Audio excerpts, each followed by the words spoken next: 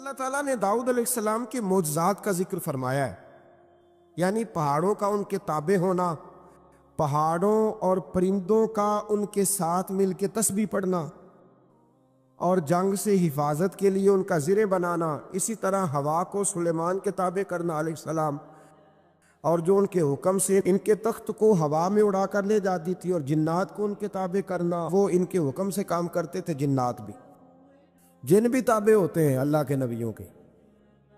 جب نبی پاک طائف سے واپس آئے تھے تو حضور پریشان تھے، تو جنوں کی جماعت نے آ کے کلمہ پڑھا، کہا یا رسول اللہ اگر وقتی طور پر انسان نہیں مانتے تو ہم تو حاضر ہیں نا، ہمیں کلمہ پڑھا دیں۔ جن رسول اللہ کے غلام بنے۔ تو حضرت سلیمان کا تخت بھی ہوا میں اڑتا تھا۔ کبھی کسی زمانے میں لوگ اس پر اعتراض کرتے تھے کیسے اڑ سکتا ہے، جب سے جہاز اڑنے لگ گیا ہے نا، اب سائنسدانوں نے اس پہ اعتراض کرنا چھوڑ دیا ہے، باقی بھی ساری چیزوں پہ چھوڑ جائیں گے آہستہ آہستہ۔ انسان سے مجبوری میں کوئی کام ہو جائے تو وہ تو معاف ہوتا ہے، لیکن وہ کہے کہ میں بھول گیا تھا، میرا دھیان نہیں رہا تھا، مجھے یاد نہیں رہا تھا، تو یہ غفلت ہے۔ تو غافل اب جب آپ ہو جاتے ہیں تو پھر غفلت انسان کو روز بروز زیادہ غافل کرتی جاتی ہے۔ مال کماتے کماتے مقصد مال نہیں بنانا، دولت حاصل کرتے کرتے محبت دولت کی نہیں دل میں پیدا کرنی، بال بچے، گھر بار، مکان، اس کے پیچھے بھاگتے بھاگتے ایسا نہ ہو کہ پلٹ کر دیکھیں تو ہمارا بہت سا روحانی، فکری اور ذہنی نقصان ہو چکا ہو۔ بہت سارے لوگ ہم میں سے ایسے ہیں جو الحمدللہ مقصود نہیں دولت کو بناتے، جن کا مقصود رزق حلال ضرور ہے، لیکن وہ اس کو اپنے ذہن پہ سوار نہیں کرتے، صرف دولت کی ہو کے زندہ نہیں ہے، وہ اللہ کے بندے بن کے زندہ ہے، رسول اللہ صلی اللہ علیہ وسلم کے غلام بن کے فخر محسوس کرتے۔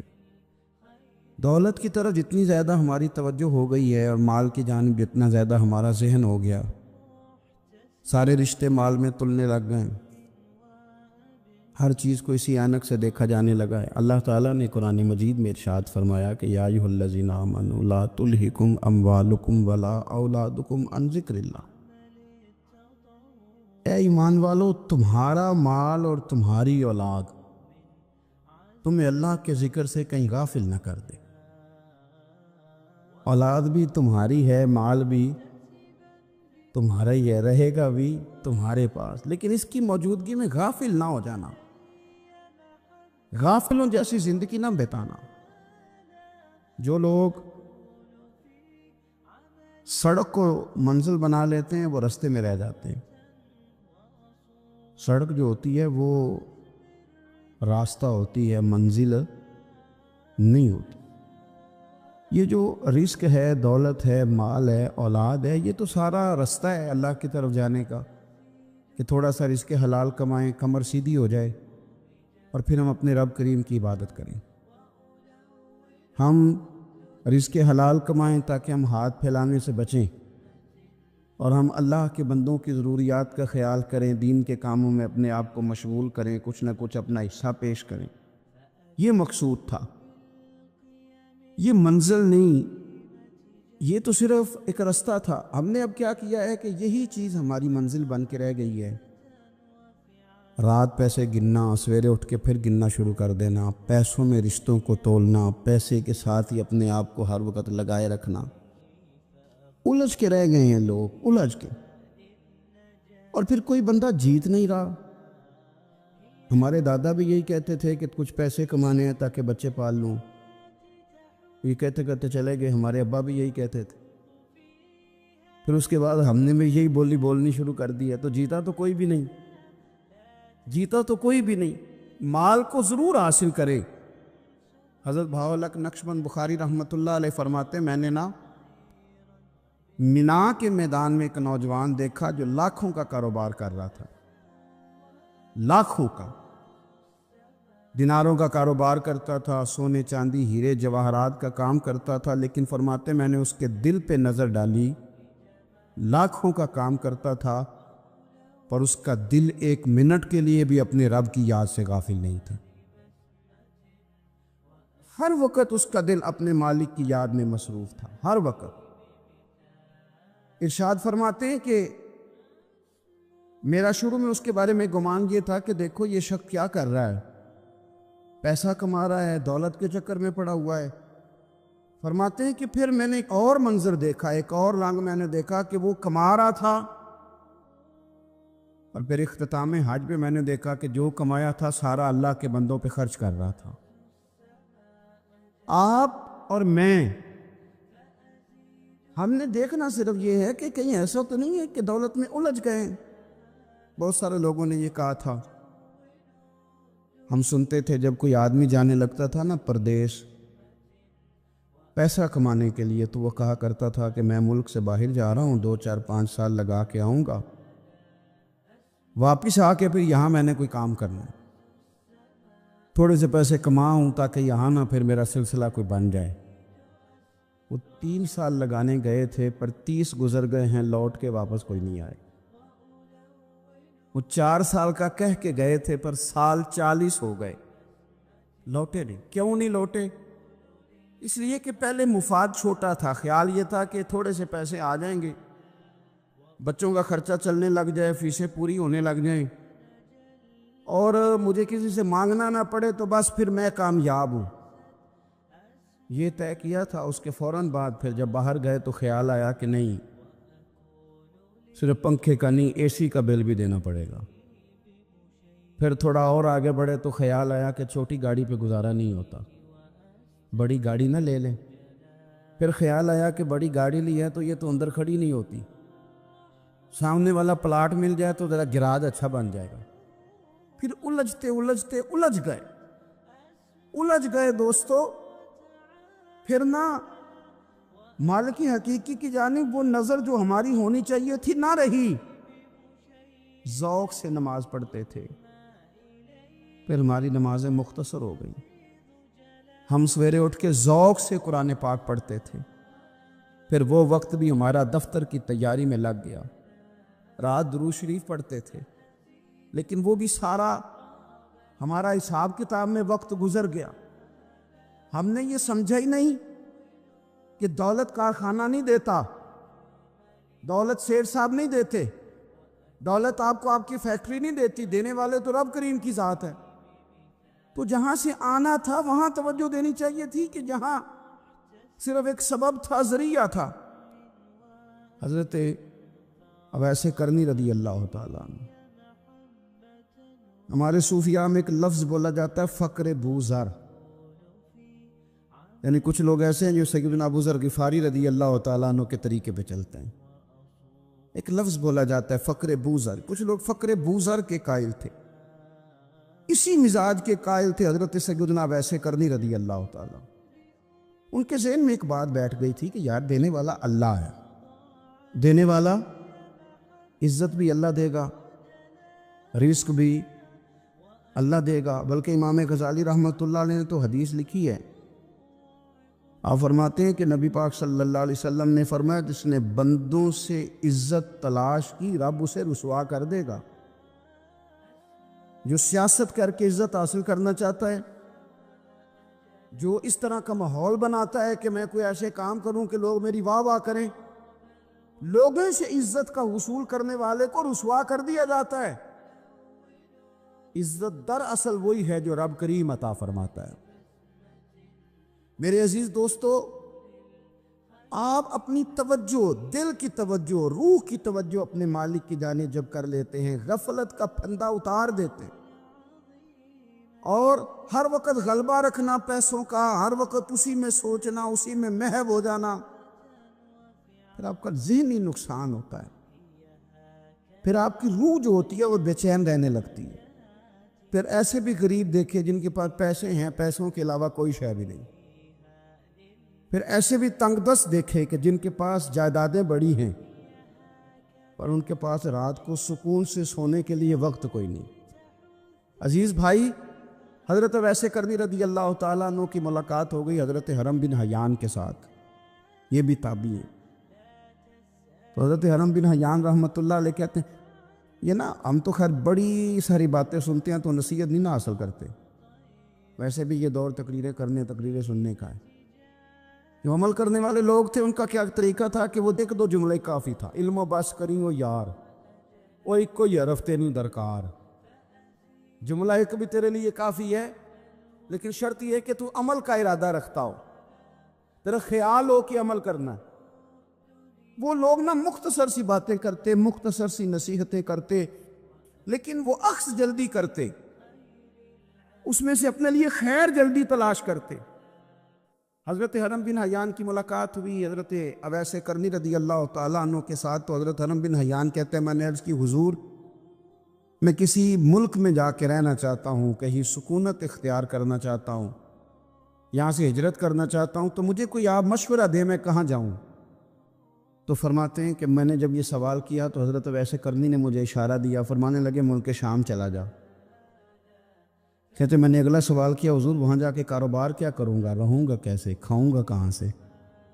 تو فرماتے ہیں حضرت ویسے کرنی نے رومال اٹھایا، کندھے پہ رکھا اور چلنے لگے۔ میں نے کہا حضور آپ نے سوال کا جواب ہی نہیں دیا۔ تو فرمانے لگے جس دل کو ابھی تک یہی یقین نہیں آیا کہ روزی کون دیتا ہے اسے میں نصیحت کیا کروں؟ میں تجھے نصیحت کروں جسے آج تک یہی نہیں پتا کہ روزی کون دیتا ہے؟ تو ابھی تک اپنے دل کو پکا ہی نہیں کر پایا کہ روزی رب دیتا ہے؟ او خدا کے بندے کیا نصیحت کروں تجھے؟ تو ابھی تک یہاں اڑا ہوا ہے۔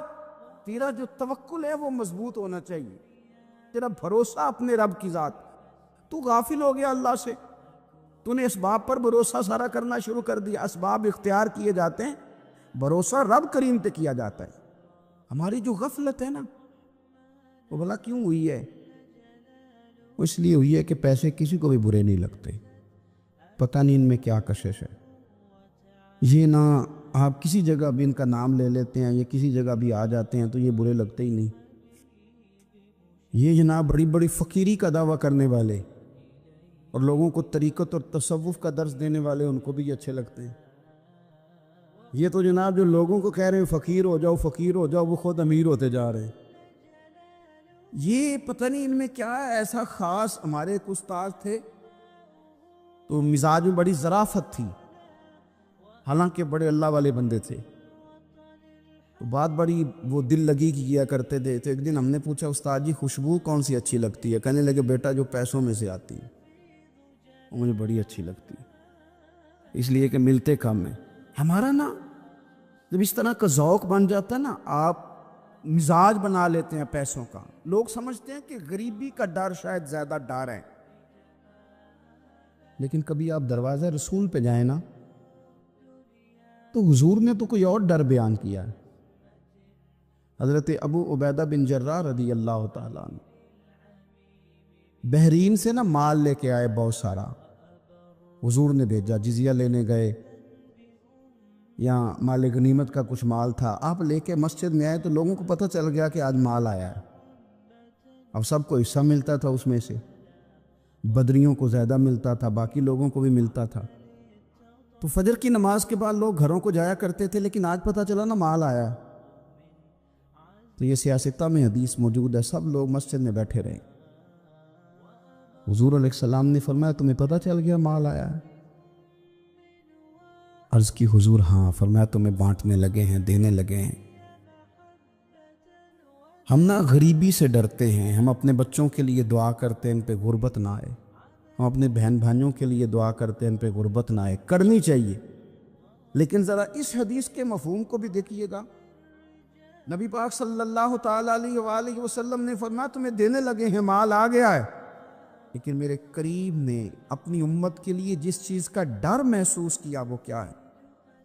حضور کے دل میں کس چیز کا خدشہ تھا وہ کیا ہے بیان کیا۔ حضور فرمانے لگے لوگو مجھے تم پر غربت کا ڈر نہیں، یہ ڈر نہیں کہ تم غریب ہو جاؤ گے، بلکہ مجھے تو ڈر ہے کہ تم پر دولت پھیلا دی جائے گی، تم زیادہ مالدار ہو جاؤ گے۔ خوف غریبی کا نہیں، خوف تمہارے مال کا ہے۔ اور حضور فرماتے ہیں کہ پھر تم انہی باتوں میں مبتلا ہو جائے گا جن میں پرانی امتیں مبتلا ہوئی تھی، اور جب وہ اللہ کی نافرمانی میں مبتلا ہوئی تھی تو پھر وہ ہلاک کر دی گئی تھی۔ مجھے ڈر ہے، مجھے ڈر ہے۔ ہاں، جہاں دولت آتی ہے وہاں سستی بھی آتی ہے، جہاں دولت آتی ہے وہاں معاذ اللہ عیاشی بھی آتی ہے، جہاں دولت زیادہ آ جاتی ہے وہاں پھر لوگ ہر چیز کو دولت میں تولنے لگتے ہیں۔ جہاں دولت زیادہ آتی ہے میرے بھائی، پھر لوگ سمجھتے ہیں کہ ہر چیز میں خرید لوں گا، پھر لوگوں کے ذہنوں کے اندر اس طرح کا فطور آتا ہے۔ حضور نے فرمایا مجھے ڈر ہے تمہارے دولت مند ہونے کا، ڈر ہے دولت مند ہونے کا۔ یارو، اپنے پیسوں سے ڈرا کرو، اپنی جائیدادوں سے ڈرا کرو، اپنے مال سے ڈرا کرو۔ وہ ہم نے جو بڑے بڑے محلات تعمیر کرنے شروع کیے ان سے ڈرا کرو، اس لیے کہ حضور نے فرمایا مجھے ڈر ہے۔ حضرت ابو بکر صدیق رضی اللہ تعالیٰ عنہ تشریف فرما تھے۔ ہمارے نا بچے بہت زیادہ آسانی مانگتے ہیں۔ اقبال نے کہا لہو مجھ کو رلاتی ہے جوانوں کی تن آسانی۔ جب میں جوانوں کا مزاج دیکھتا ہوں نا کتنے آرام پسند ہو گئے ہیں تو پھر میری آنکھوں سے لہو بہتا ہے۔ لہو مجھ کو رلاتی ہے جوانوں کی تن آسانی۔ ان کا وجود اتنا آسانی کا ماحول لینا چاہتا ہے، ذرا سی بھی کوئی تکلیف آپ دیکھ لیں، لائٹ بند ہو جائے تو مصیبت کھڑی ہو جاتی، کسی جگہ چند منٹ کے لیے آدھے گھنٹے کے لیے ٹریفک بند ہو جائے تو مثلاً کیا ہو جائے گا، لیکن یہ کہ طبیعتوں میں تلخی، اور جب وہ گاڑیاں آہستہ آہستہ چلتی ہیں تو ایک دوسرے سے آگے بڑھنے کی وہ شدت، وہ ہمارے مزاج میں ایک دوسرے کے بارے میں دل میں بڑے بڑے جملے، کیوں؟ اس لیے کہ ہماری طبیعت آسانی پسند ہے، ذرا سی بھی کوئی رکاوٹ ہم نہیں برداشت کرتے، تھوڑی دیر کے لیے ٹھہرنا پڑ جائے ہمارے لیے بڑا مشکل کام ہے۔ داتا صاحب رحمۃ اللہ علیہ نے کشف المعجوب کے اندر لکھا ہے کہ صوفیاء کا ایک گروہ ایسا گزرا ہے جو ملامتی کہلاتے ہیں، ان کو لوگ برا کہیں تو وہ خوش ہوتے ہیں، وہ سمجھتے ہیں جب لوگ تنقید کرتے ہیں تو نفس پہ بوجھ پڑتا ہے، جب کوئی دل توڑتا ہے تو اللہ کی بارگاہ میں رونا آسان ہو جاتا ہے۔ ایک گروہ گزرا ہے صوفیاء کا، وہ پسند کرتے ہیں اس چیز کو، یہ بہت زیادہ تعریف، توصیف، نعرے، شور، یہ بعض اوقات نفس کے تکبر کا سبب بنتا ہے۔ آپ ملاحظہ کر لیں، حضرت ابو بکر صدیق رضی اللہ تعالیٰ عنہ سے یہ سلسلہ چلا ہے، کس قدر زیادہ تانے تھے ان کے لیے، کتنی زیادہ آزمائش تھی ان کے لیے، کتنا زیادہ پریشانی کا سامان تھا، لوگ کیا کچھ کہتے تھے، اور پھر یہ سلسلہ تمام صحابہ کے لیے اسی طرح رہا۔ آپ لوگ جن لوگوں کی تعریف کرتے ہیں یہ ضروری نہیں کہ باقی بھی سارے ان کی تعریف کرتے ہوں۔ امام علی مقام سیدنا امام حسین رضی اللہ تعالیٰ عنہ کا ہم دن مناتے ہیں، پوری امت مسلمہ امام حسین رضی اللہ تعالیٰ عنہ کی عظیم قربانی کی یادگار مناتی ہے، تو سارے کلمہ گو تو ایسا نہیں کرتے۔ آج بھی ڈھیروں لوگ ہیں جو تانا دیتے ہیں، اس کو سیاسی جنگ کہتے ہیں۔ دین کے لیے یہ جو آزمائش رہی، یہ جو تانا رہا، یہ جو تنقید رہی، یہ اس کا حسن رہا، یہ چیز اس کو نکھارتی ہے، یہ اس کے اندر تازگی پیدا کرتی ہے۔ جب آپ کو راہ دین میں کوئی برا کہتا ہے تو آپ کے لیے وہ چیز مزید حسن کا سامان پیدا کرتی ہے، آپ کے لیے مزید بہتری ہوتی ہے۔ داتا صاحب رحمۃ اللہ تعالیٰ علیہ نے خود لکھا ہے، داتا صاحب فرماتے ہیں کہ ایک طریقت کا ایک مسئلہ میرے لیے بن گیا تھا۔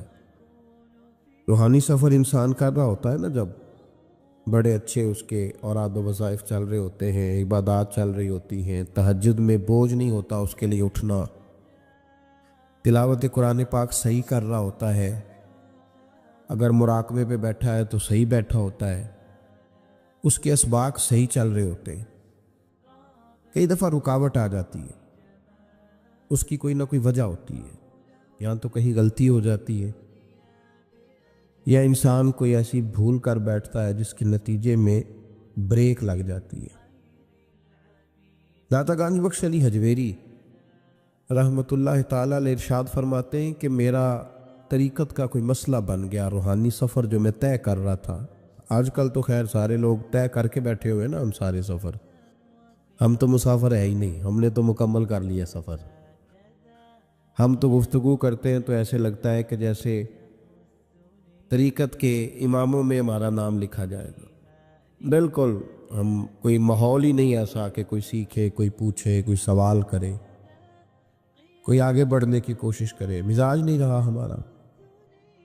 تو داتا صاحب کہتے ہیں میں ایک روحانی مسئلے میں الجھ گیا تھا، تو میں نے بڑے اوراد کیے، وظائف پڑھے، بڑا میں نے اللہ اللہ کی، بڑا کچھ کیا، جو ممکن تھا میں نے کیا، کئی مزارات پر حاضری بھی دی، صدقات و خیرات بھی کیے، لیکن وہ میرا مسئلہ حل نہیں ہوتا تھا۔ وہ ایسا مسئلہ تھا جو الجھ گیا، مجھ سے حل نہیں ہو رہا تھا۔ آپ فرماتے ہیں میں چلتے چلتے ایک مسجد میں گیا تو وہاں کچھ درویش بیٹھے تھے، درویش، اور وہ عجیب مجذوب صفت لوگ تھے، ایک گروہ ان کا پورا بیٹھا ہوا تھا۔ فرماتے ہیں انہوں نے میری طرف دیکھا تو میرا مذاق اڑانا شروع کر دیا، پھر انہوں نے خربوزے کھانے شروع کیے، وہ خربوزہ کھاتے تھے اور چھلکے مجھے مارتے تھے۔ آپ فرماتے ہیں وہ چھلکے مار کے پھر ہنستے تھے، پھبتیاں کستے تھے، میرا مذاق اڑاتے تھے۔ فرماتے ہیں وہ میرا مسئلہ جو کئی دنوں کا اٹکا ہوا تھا، حل نہیں ہو رہا تھا، ان کی یہ حرکت کرنے سے میرا وہ والا مسئلہ اللہ نے حل فرما دیا۔ میرے اندر وہ تازگی پیدا ہو گئی۔ جب کوئی شخص خبر لاتا ہے نا آپ کے لیے جب کوئی خبر لاتا ہے کہ فلاں نے آپ کو برا کہا، تو اس میں محاذ نہیں قائم کرنا چاہیے۔ ایک ہم لوگ محاذ بنا لیتے ہیں، جو موقع ہماری عین اصلاح کا ہوتا ہے، جس میں ہمارے لیے بڑے اسباق ہوتے ہیں، ہماری بہتری بہت زیادہ اس کے اندر مضمر ہوتی ہے، ہم اس کو سمجھتے ہی نہیں۔ یہ جو دین کے لیے تانا ہوتا ہے نا، جے کر یہ تانے نصیب ہو جائے ہمیں، اگر ہمارے مقدر میں آ جائیں یہ تانے، تو یہ بڑا فائدہ کریں گے، یہ نفع کریں گے۔ بہت سارے تانے ہم برداشت کرتے ہیں، لوگ بہت ساری برادریوں کو اچھا نہیں سمجھتے، ہم سہتے ہیں، ابھی کوئی برادری چھوڑ کے نکلا تو نہیں۔ بہت سارے لوگ بہت ساری چیزوں کو اچھا نہیں سمجھتے، لیکن ہم نے احتجاج تو نہیں کیا۔ مذہب کے معاملے میں ذرا سا ہلکا سا کو تانا دیتا ہے۔ میں نے کہا کہ آپ دیکھیں نا داتا صاحب نے کتنی خدمت کی، تو کیا سارے لوگ اچھا کہتے ہیں داتا صاحب کے مزار کو؟ آج بھی اتنی لمبی زبانیں نکال کے لوگ کہتے نہیں وہ شرک کا اڈا ہے، معاذ اللہ۔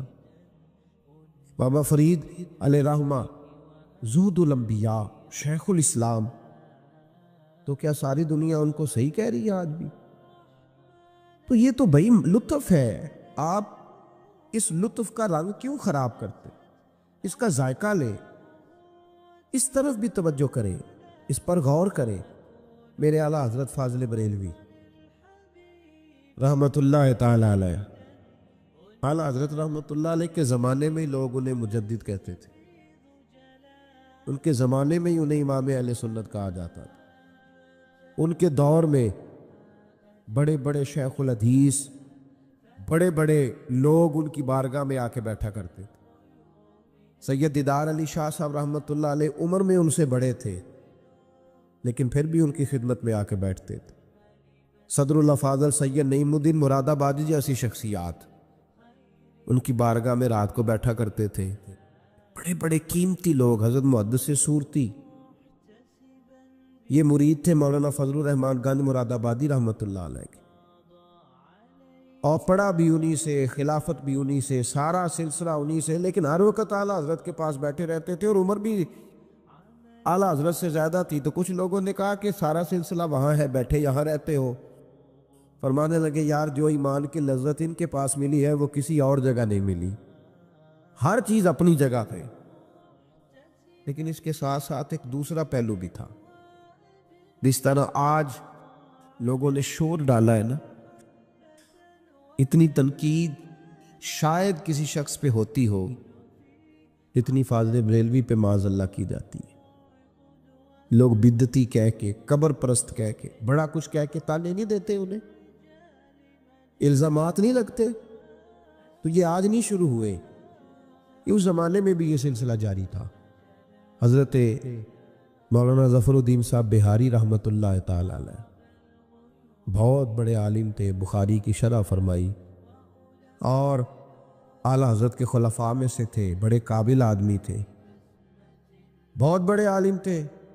تو پیار بھی بڑا تھا، جس سے محبت ہوتی ہے اس کی غیرت بھی انسان کے دل میں ہونی چاہیے. تو خطوط پڑھنے کی اور جواب دینے کی ڈیوٹی بھی حضرت مولانا ظفر الدین بہاری رحمۃ اللہ علیہ کی تھی. تشریف فرما تھے، بیٹھے ہوئے تھے، تو خط آتے تھے. اب ہمارے ہاں ٹیلی فون آتے ہیں، کام آسان ہو گیا ہے. پرانے زمانے میں خطوط آیا کرتے تھے، اور خطوط کے جواب لکھنا ایک بہت بڑا کام ہوتا تھا.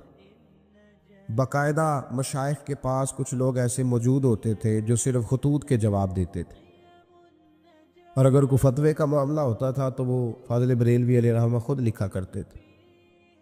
تو خط کچھ آئے، مولانا ظفر الدین بہاری رحمۃ اللہ علیہ پڑھنے لگے، سنانے لگے، جواب اعلیٰ حضرت فرمانے لگے، وہ لکھنے لگے. تو ان خطوط کے اندر 2-3 خطوط ایسے بھی آئے جس میں لوگوں نے اعلیٰ حضرت کو گالیاں لکھی ہوئی تھی. معاذ بڑے سخت جملے کہے تھے، اور ایسی باتیں کہی تھیں کہ جو وہ پڑھتے گئے تو انہیں جلال آتا گیا. بڑے مریدین اعلیٰ حضرت کے حاجی لال خان جیسے بڑے رئیس اعظم لوگ تشریف فرما تھے. جب یہ خطوط پڑھے گئے، جلال آیا سب مریدین کو، اور جوش میں مولانا ظفر الدین بہاری کہنے لگے میں ان پر مقدمہ کروں گا، میں کچہری جاؤں گا، عدالت جاؤں گا، میں مقدمہ کروں گا، انہیں سزائیں دلواؤں گا. اعلیٰ حضرت رحمۃ اللہ علیہ مسکرا کے ان کا چہرہ دیکھنے لگے، فرمانے لگے اس طرح کر، ان کو بند کر، اور یہ میرے سے چابی لے، فلاں الماری کھول، اس کے فلاں دراز میں کچھ خط پڑے ہیں وہ بھی نکال کے لا. آپ کہتے میں گیا، وہ خطوط میں نکال کر کے لایا، اور لا کر میں پڑھا. ان کو کھولا تو کسی نے اعلیٰ حضرت کو امام اہل سنت لکھا ہوا تھا، کسی نے لکھا تھا مجدد آپ، کسی نے لکھا تھا کہ ہندوستان کے حسان بن ثابت بھی آپ ہی ہیں رضی اللہ. کسی نے کوئی لقب دیا، کسی نے کوئی. اعلیٰ حضرت فرمانے لگے ظفر الدین اس طرح کر یار، انہوں نے میری تعریفیں کی ہیں، پہلے انہیں جائیدادیں بانٹنا، تو پھر تنقید کرنے والے پہ مقدمہ بھی کر لینا. انہیں پہلے جائیدادیں بانٹنا، ان کے لیے انعام کا اعلان کر. اور پھر بڑا خوبصورت اور قیمتی جملہ جو صوفیاء کی روحانی تربیت کے لیے بڑا قیمتی ہے، بڑا خوبصورت جملہ کہا. آپ فرمانے لگے مجھے بتاؤ تو صحیح، میرا ان کے ساتھ ذاتی جھگڑا کیا ہے؟ یہ جو مجھے گالیاں دیتے ہیں، میرا جھگڑا کیا ہے ان کے ساتھ؟ کوئی زمین کا میرا ان کے ساتھ لین دین کا معاملہ؟ کیا جھگڑا ہے؟ جھگڑا یہ ہے کہ یہ کہتے ہیں جیسا علم نبی پاک کو ہے ویسا جانوروں پاگلوں سب کو ہے، تو میں انہیں کہتا ہوں تم کفر بکتے ہو. یہ کہتے ہیں لاٹھی تو فائدہ دیتی ہے، محمد اور علی تو اتنا فائدہ بھی نہیں دیتے، تو میں انہیں کہتا ہوں تم کفر بکتے ہو. یہ کہتے ہیں اللہ جھوٹ بول سکتا ہے معاذ اللہ، تو میں کہتا ہوں تم کفر بکتے ہو. یہ کہتے ہیں حضور کے بعد بھی کوئی نبی آئے تو ختم نبوت میں فرق نہیں پڑتا، تو میں کہتا ہوں تم کفر بکتے ہو. یہ کہتے ہیں گدھے بیل کا خیال آئے تو نماز نہیں ٹوٹتی، نبی پاک کا آ جائے تو ٹوٹ جاتی ہے. تو فرمایا میں انہیں کہتا ہوں میرا ان کے ساتھ جھگڑا کیا ہے؟ یہ بس جھگڑا ہے. فرمایا چل ظفر الدین انہیں مجھے گالیاں نکالنے دے، جب تک مجھے گالیاں لکھتے رہیں گے میرے نبی کی توہین میں تو کوئی جملہ نہیں نہ لکھیں گے. لکھنے دے مجھے گالیاں. جے کر یار دے نام دا ملے بیڑا، چولی پا لئیے پنجے سٹیے نا. تو یہ کر یار دے نام دی ملے سولی، جھوٹا جھوٹ لئیے پیشا ہٹی. ہمارے بزرگوں نے ہمیں سکھایا ہے ملامت نفع کی چیز ہے. جب آپ حق بات کہتے ہیں تو بہت سارے لوگ ایسے ہوتے ہیں جن کو وہ بات اچھی نہیں لگتی. اپنی طبیعت کے اندر یہ تازگی پیدا کریں. درس یہ ہے آج کا کہ یہ تازگی اپنی طبیعت میں پیدا کریں. اور بڑی جلدی پریشان ہو کے بکھر جانا، بلکہ کچھ ساتھی بکھرتے ہیں، کچھ بکھرتے ہیں، بالکل بکھر جاتے. آپ بکھرے نہیں. اگر کوئی شخص 2 منٹ کے لیے کیا ہی دیتا ہے کہ پتہ ہے مجھے تو پہلے کیا تھا، آج تو نے وہاں جا کے داڑھی رکھ لی ہے، تو اس سے آپ کی داڑھی کا ثواب بڑھ جائے گا، کم نہیں ہوگا. اس سے آپ کا اجر اسے بڑھے گا، آپ کو فائدہ زیادہ ہوگا. جتنی نیکی دقت کے ساتھ ہوتی ہے اتنا اللہ اجر زیادہ عطا فرماتا ہے.